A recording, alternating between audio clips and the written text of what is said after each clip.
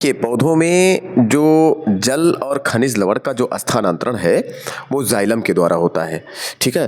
और जो फोटोसिंथेसिस के द्वारा पत्तियों में जो भोजन बनता है उसका अन्य भागों तक स्थानांतरण फ्लोएम द्वारा होता है। ठीक है। तो ये हाई स्कूल के यूपी बोर्ड की परीक्षा में जो एमसीक्यू पूछा जाता है ओएमआर वाला क्वेश्चंस, उसमें ये जो है कभी कभी आता है कि जाइलम किसके वहन के लिए जिम्मेदार है। वहन मतलब स्थानांतरण या ट्रांसपोर्ट।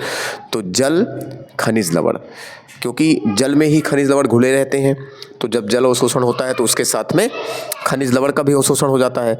तो जाइलम इसका पूरे जो है प्लांट के अन्य भागों में इसका वहन करते हैं। और जो भोजन बनता है, भोज्य पदार्थ है, उसका वहन फ्लोएम द्वारा होता है। ठीक है। तो जाइलम जल और खनिज लवण के लिए और फ्लोएम पत्तियों में बने हुए भोजन के वहन के लिए जिम्मेदार होता है। ठीक है।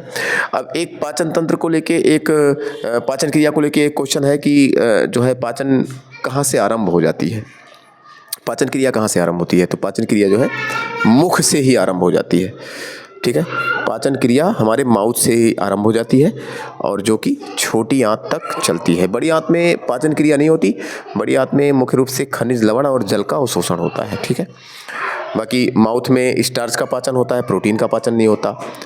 जबकि अगर हम स्टमक में देखें तो स्टमक ऐसा भाग है जहाँ पर कार्बोहाइड्रेट का पाचन नहीं होता, जहाँ पे फैट का इमल्सिफिकेशन होता है, जो है जल के बूंद के रूप में वसा टूटता है, और प्रोटीन का पाचन होता है।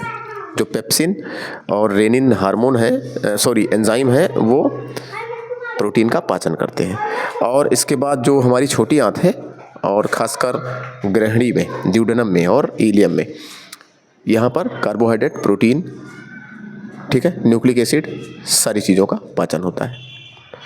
तो इस प्रकार अलग अलग जगह पे अलग अलग पदार्थों का पाचन होता है। आंत एक ऐसा भाग है जहाँ पे सभी कंपोनेंट्स का पाचन होता है।